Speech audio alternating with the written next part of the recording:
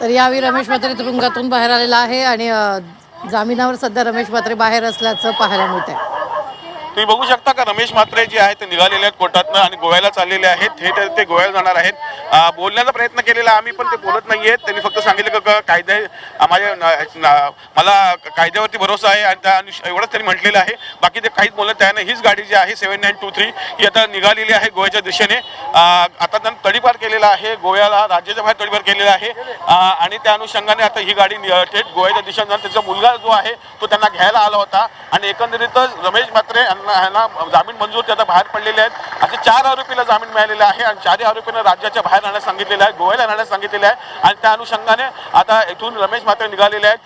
काही बोलण्यास तयार नव्हते। थेट प्रश्न विचारण्यात आले पण काहीच बोलण्यास तयार नव्हते।